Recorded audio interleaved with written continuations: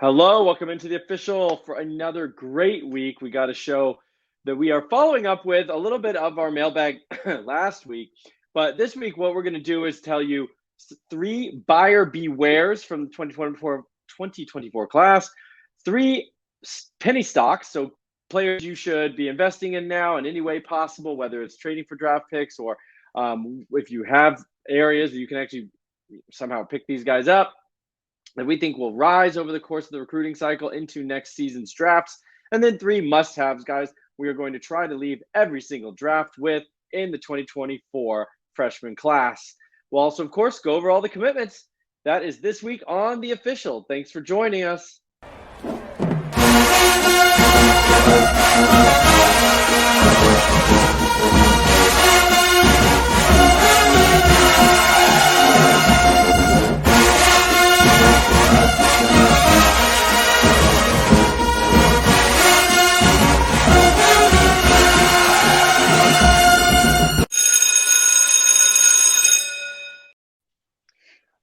All right. Welcome in, gentlemen. First thing I have to say this week is that campuscanton.com has a brand new partnership with Home Field Apparel, which is an absolutely natural partnership because Home Field creates incredible shirts, hoodies, pants, hats now for all your favorite college teams. They've got everybody from St. Peter's, who made the run in the NCAA tournament recently, to my alma mater, the UF Florida Gators, which I'm wearing their shirt. I love this shirt. It's old school. This Gator is like from the 90s, I believe. So all their stuff kind of has a vintage look, but now we have a partnership with them.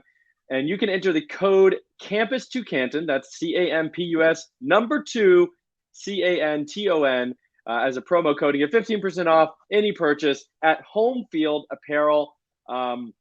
We'll drop a link in the description of this video, but really great stuff. I think I have 15 of their shirts. I love it. And now we are a partnership with them. So that's pretty sweet. I don't know if you guys have any of that stuff. You should definitely go check it out, David and Matt. And I want to see some shirts on future shows. So you guys, we've got some buyer bewares. We've got some must-haves. We've got some penny stocks. And this was inspired by one of our mailbag questions that we felt like could probably be just dedicated for an entire show. So you guys ready to get started? Yeah, let's get into it. Okay. So first thing we've got here are the must-haves. I figured we would just kick that off here because these are guys we are going to try to leave every draft with in any way possible. And David, leaving not a whole lot behind the curtain here, saying he's going to go with who as your must-have, David? I've got Dylan Raiola. I don't know if anyone's heard of him, but he's considered the top quarterback in the class, potentially the only tier 1 quarterback for me. He's got to still answer some questions, maybe with like some mobility stuff, and he wasn't crazy efficient, but the talent's pretty much off the charts. George is a fine spot for me. Some people are lukewarm on it. Seems fine for me, but I mean, it's just like this quarterback class is questionable, and like I said, if he's like the only tier 1 guy, which I'm kind of thinking of is like maybe the best chance to be a first round quarterback in the NFL draft. So top 5, top 10 pick type guy. So I mean, it's pretty straightforward. Yeah, I think that is absolutely a fair take and a guy that many people will be wanting to take in the drafts. We do have some clips here. Some of it's a little cut off because I was messing around trying to get a new graphic. I think you can still get a good chance to look here if you're watching on the YouTube show about his arm strength. I mean, he's dropping dimes and buckets all across the field, like one hash to the opposite sideline, 30 yards downfield, dropping in the bucket. And this is sophomore tape. He does not actually have a junior year highlight tape out yet. I'm sure you can catch some of his junior year full games, but that's all sophomore year. So he's, just his arm strength is off the charts. His ability to hit all areas of the field is very evident. You know, David, I'm surprised though that you did that because I'm not sure he meets the rushing requirement that you're always looking for, and that I'm looking for as well. Is that right? Yeah, I don't think I think he actually lost rushing yards last year. I don't know. I'm Never assuming great. he's just. I'm assuming he's gonna get, like be a little more athletic. I don't know. These guys are always growing, getting more athletic. He's pretty young too, I think, for the class. I'm expecting him to be better in that regard as a senior. If he We'll doesn't see. check Dad was those an offensive boxes, lineman. His dad was an offensive lineman, so I'm not sure if like that hyper athleticism is in the cards. I mean, I mean, he's still like a Hall of Fame athlete, wasn't he? Yeah, yeah. I don't know about Hall of Fame, but he was like an All American. He was really really good. All right, Matt. For your must-have, you went with a guy who might not even be the highest ranked wide receiver in the Ohio State class. That is Mylan Graham, but he's a must-have for you. Talk to us about it. Yeah, I mean, I could have gone with Mika Hudson here. I felt like it was probably a bit too obvious, so I went with my deep pick of wide receiver two instead. But he's probably not going to be the consensus wide receiver two. But either way, I mean, I'm incredibly high on him. I would take him over any wide receiver in the 23 class. Um, I think he's Whoa, just whoa, whoa, whoa! You I take him over any receiver in 2023? absolutely. Holy cow! And there's a I, lot of good ones in I 2023. just think he's a total package, really. I mean, if you're worried about the size, I think it's only 170 pounds. That could push some people away. It doesn't bother me. He's the same size as Devonta Smith already. That's been his comp for on three, and I totally on board that. Super refined, really good after the catch, good ball skills, fantastic athletically. 21.4 miles per hour, I believe. Very flexible, fluid athlete. The only concern really is the level of competition's low. I think almost a negative SOS. Um, but I mean, he did everything you could expect. He dominated at that level, and especially considering how bad his quarterback is. Going through watching the full game charting, I think he did really well. Wow. I mean, I know you were super high on Zachariah Branch, and so to say he would be over him, that is something. But he's going to the wide receiver factory, Ohio State, and I agree with you. I mean, 6'1", 170 these days. I mean, that's probably a junior number as well. So he's still got a whole senior year. He's got off season. I mean, he'll be 180 by the time, you know, he's suiting up for Ohio State, I would imagine. And then you're getting into like, you know, 6'1", 190 by the time he graduates. It's like Garrett Wilson territory. I mean, that's what guys are these days. You don't have the 220-pound receivers hardly anymore. So I agree. That size is not really a concern. All right. For my must have, I'm going with a guy who is really close, if not my wide receiver one, but isn't going to be ranked that way. And so I put him as a must have just because I would imagine he will be draftable in every second round or late first round. So no matter where my pick is, I'll probably be able to get this guy. And that's Draylon Miller out of Texas. He's already 6'2", 198. So he is a bigger guy, but he plays like a very versatile chess piece where you can put him anywhere. He's got the ability for yak. He kind of turns into a running back with the ball in his hands. You can see here that was a little screen and then juking guys. And he's big enough to take some hits and has good, even contact balance. This is him taking actually just a carry straight out of the backfield, making guys miss. It's not just running fast in a straight line. In fact, I think his straight line top speed is good, but not even elite.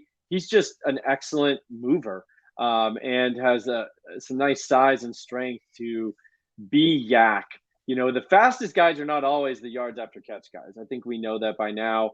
But he seems to be able to make people miss in the open field. There's punt returns on his tape. There's handoffs out of the backfields, jet sweeps. There's slot reps, outside reps. He just kind of does it all. I gave him a 7.5 out of 7.5. That's our maximum rating for versatility. And I just love that in a guy who's already kind of big. Usually these guys are smaller that do all the different things on the field, but he just does a lot of stuff. And this is a really nice catch. It got cut off there, but that's a really nice catch, kind of in a pocket between a safety and a corner, chasing him, and a safety coming down, and he just seems to have really good all around receiver traits. I know that the rest of you guys also like Miller, maybe not quite as much as me, but but we all really like him, I think. So those are our must-haves. David's going with QB1, Dylan Raiola, Matt Milan Graham, and I will do Draylon Miller. Now, let's switch gears a little bit to the title track for this episode. Basically, it's going to be, is Jerrick Gibson a bust? And that's what I'm going to put on the thumbnail. And so let's give it to David. He's going to probably make some people mad. Why is Jerrick Gibson a potential bust for you, David? Yeah, I don't know. Yeah, I don't know if he's going to be a straight up bust or whatever. I just think relative to where he's ranked, and I guess some of the services are already. I'm just noticing now that they moved him down. So I think just ESPN has him number one right now. But at one point on 3 and 24/7 had him number one. They have him number two at this point, but I get it. Like I totally get it. I mean, he's an IMG kid. Obviously he's getting really good coaching over there. He should be prepped and ready to go. Um, they had like IMG actually has their own little like combine. I don't know if you guys have seen that. Like, so like I guess colleges go there and they do like a workout. And he apparently had like a 40-inch vertical, ran 4.54, has over a 10-foot broad. So, and he's 205 pounds. So it's like he checks all these boxes.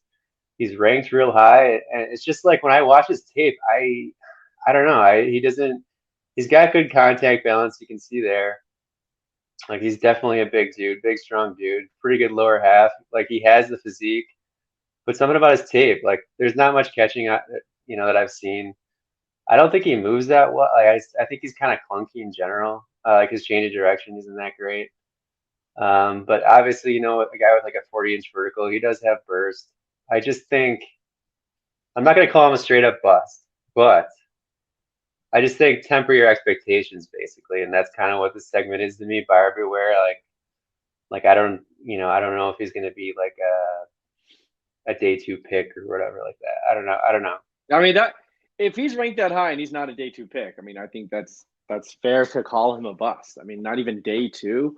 And I think I agree with the general sentiment there.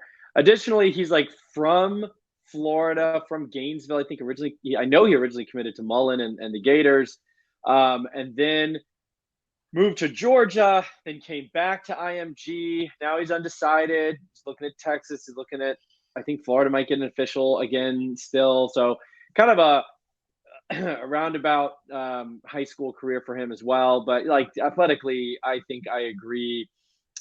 He reminds me a little, honestly, he reminds me a little of Richard Young, I believe it was last year. It was like a really good runner, but just not super dynamic, not a lot of different things, kind of just like a good, tough straight line runner, but otherwise left a little be desired. And Richard Young was like RB1 for a while. I think he fell late in the process, kind of similarly.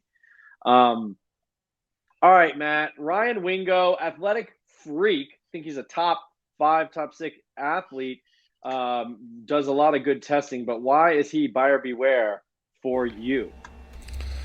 Yeah, so as you'll see, these are actually lowlights instead of highlights. I went back through the 2 games that I charted to kind of bring out some of the plays that concern me. And yeah, you're going to see here, ball skills is a big concern. He's a body catcher, and I wouldn't even necessarily say he's a very good body catcher because, as you can see, I believe it's 7 times in these 2 games where he comes, balls he just doesn't come down to the balls where, he probably should be considering, he's 24/7's wide receiver too. He should be converting these, I feel like. I want to see these dominant ball skills, especially from a big body wide receiver like him. Here he is dropping a wide open screen. It's just rough. And on top of that, he's not, the most refined receiver to begin with. He can get some separation right now, but that's mostly just from him being bursty and exploding at times, just to separate against some lower end high school competition. So these are the reasons why he isn't my wide receiver 2. I have him wide receiver 13 right now, which is pretty close to where on 3 has him. They have him 14 currently, so at least I'm not totally by myself there, but. Sounds like you're betting on traits even at wide receiver 13 and just hoping things come together because, like you said, I mean, I don't care how athletic you are, some of that stuff you just may never even translate at all. 2 drop screens in 2 games is pretty bad. Yeah. All right, and I'm going to go with buyer beware for me is a guy I sent to the Discord not that long ago. I said, is he even? I mean, is he just straight up bad? Like, not only buyer beware, not as good as his ranking, but like might just be bad. And that's Jashisha Trader. He goes to Chaminade Madonna. He shares the field with Jeremiah Smith. You can see here not getting really any separation there on a deep ball. And, these are from his highlight tape. These are some of his best plays, according to whoever puts out his highlight tape. And I'm still looking at this. This one, he runs into the DB, like just straight up. I guess you couldn't see it there, but the DB's on the ground because he literally just ran him over. Didn't make a move, didn't get open in any way, just ran over the DB. But a lot of these just like, this was just a bad play by the safety. I mean, he didn't do anything there. He just ran straight and caught a ball. But like, I just watch his highlights. I don't see any real good plays. No separation there on a deep ball, just jumped over the guy. I don't see anything special. Like, honestly, I don't see anything special at all. Again, just kind of like he's mossing people, but in high school, I don't want to see you mossing a guy with contact. Like, that's just not going to impress me at all. And then finally, I think this should be the last play here. He's actually playing defense, gets an interception as a safety. And this is concerning. Maybe I'm reading too much into it, but he's basically loafing to the sideline here and walking out of bounds where there's at least 5 to 10 more yards that he could have got. And I just see that a little bit in a lot of his tape. Like, he does not seem to love playing football. Kind of is a little bit of like soft out there, honestly. And on that interception return, I mean, easily 10 more yards, and he just like jogs out of bounds. And I mean, if you're in the NFL, fine, I guess. But like, if you're in high school, you should still be just like getting every ounce of every play, I feel like. So, Trader, to me, I mean, rated high 4-star. I don't think he's a 5-star, but he's an athlete. Most people think he's going to play wide receiver. To me, I'm just not seeing hardly anything that I'm very impressed with from Trader. All right.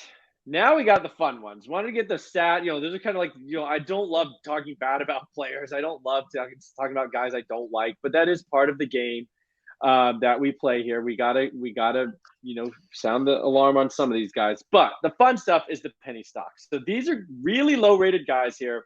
I know there's at least a couple that aren't ranked by some sites yet that we have identified we think will rise over the cycle and into the drafting season next year. Keep an eye on these names. David, you went with a quarterback here that I was unaware of, but I will say his highlight tape is very fun because, like, I guess his school has some drone footage, so there's some pretty awesome looking highlights here. So talk to us about Aiden Glover. Yeah, he's got some fun plays on the old drone footage there. He's QB 83 on 24/7. He's just interesting because he checks quite a few boxes for me, like the size, like he's 6'3", 191 at one of the Elite 11s. He ran 4.67, 34-inch vertical. He's got like a 33% rush market share. But he actually does have pretty good functional athleticism, I thought. Like, he moves pretty well in the pocket. My initial opinion on him it wasn't actually from his tape. It was just from seeing some of his summer training stuff that he posted on Twitter, and like his arm to me looks like real good. And it looks effortless and natural to me, which I like. Like, there's no weird hitches. It looks smooth to me. Everything looks pretty smooth. Like him throwing on the run it just looks right to me.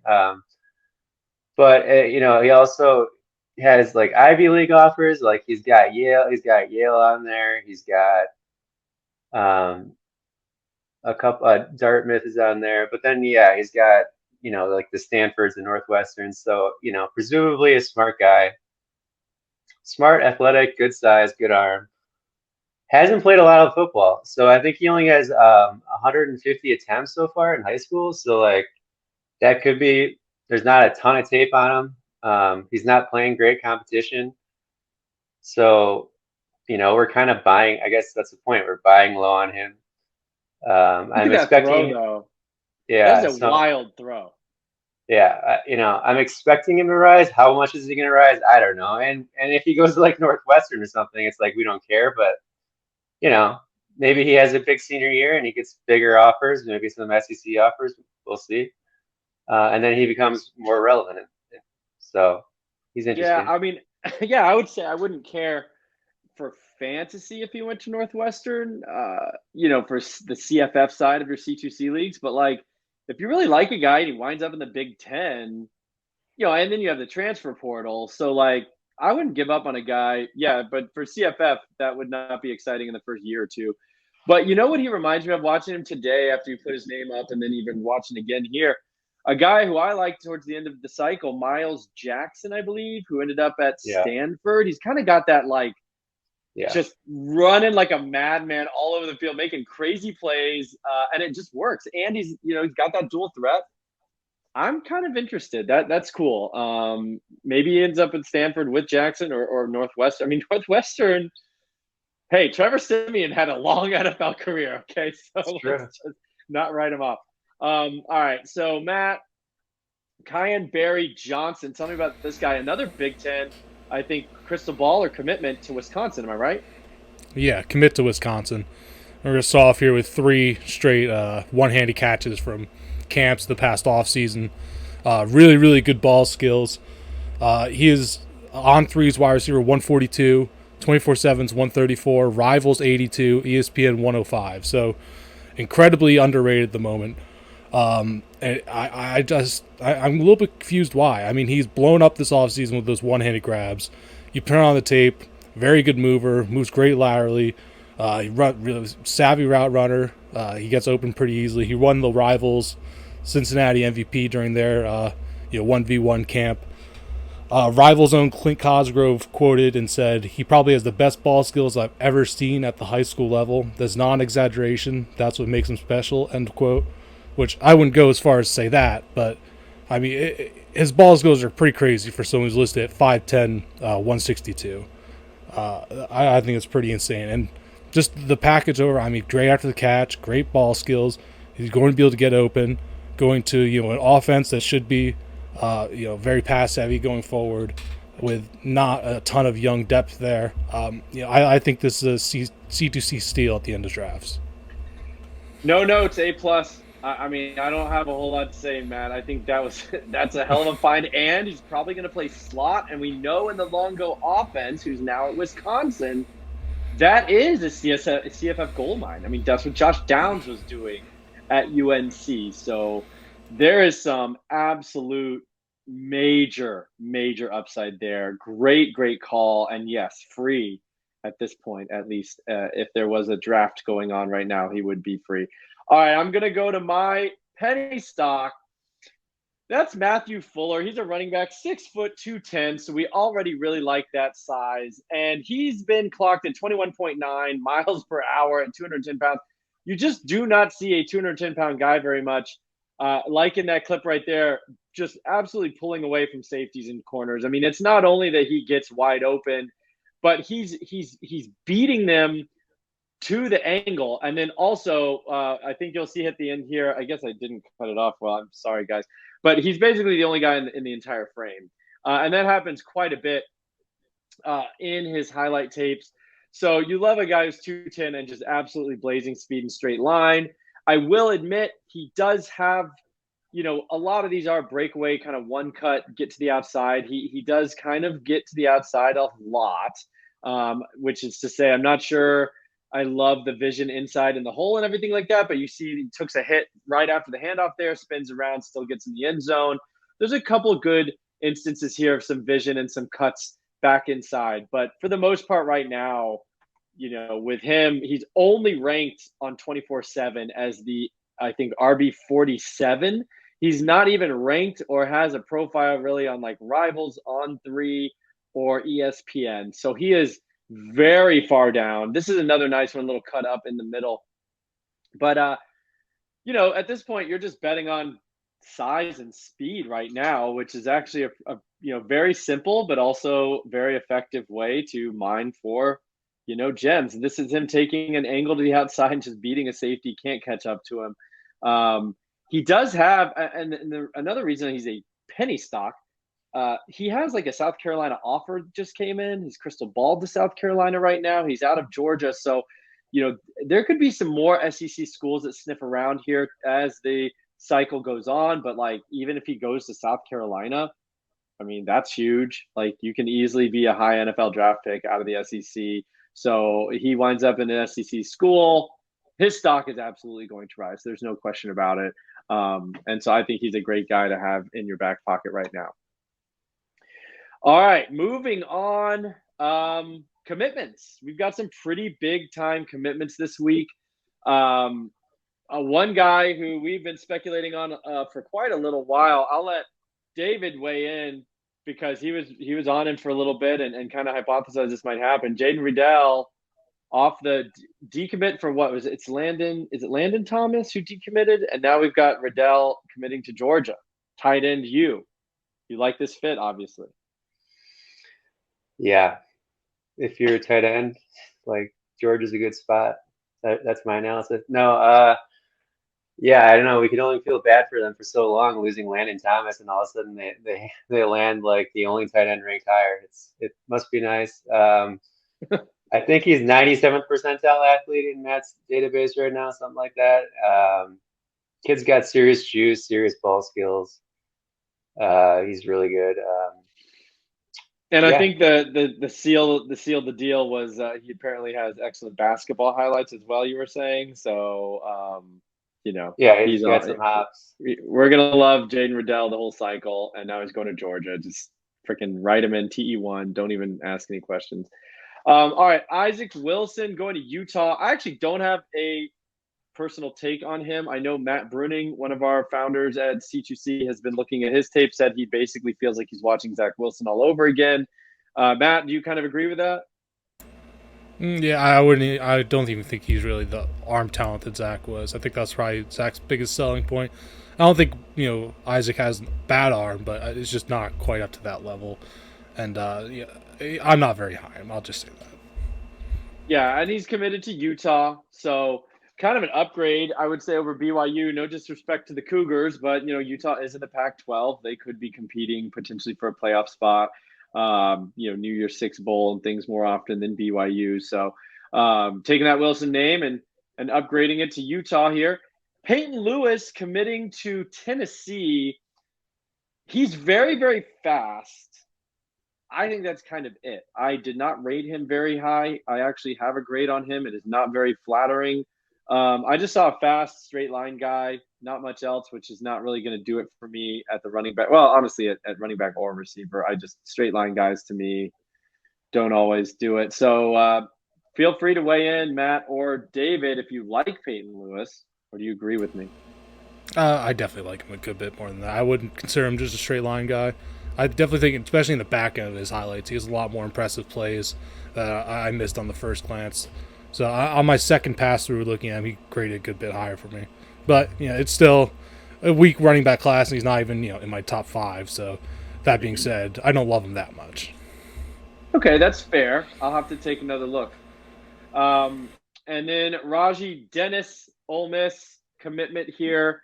Guys, basically unrated. He could have been a penny stock for you probably, Matt. I know you put his name on here, so take it away. I think he's unranked on 24/7. Doesn't even have a star yet.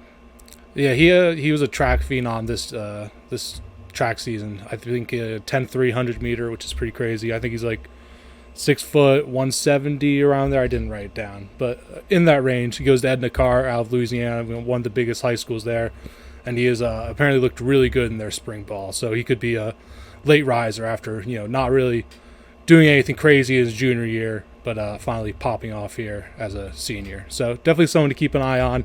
Ole Miss not stacked wide receiver room, and high end athlete. So worth a shot maybe.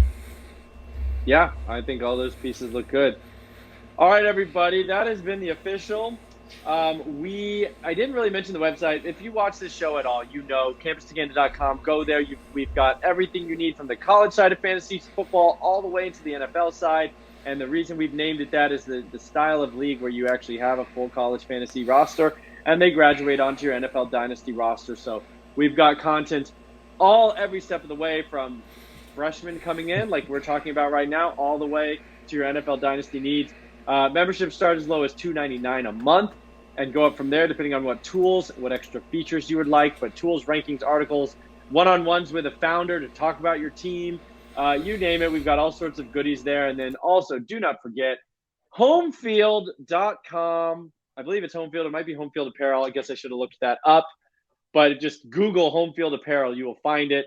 And get a 15% off code if you enter promo code Campus2 Canton and get some good apparel there. Don't forget about that. All right, gentlemen, it was a real pleasure. This has been The Official.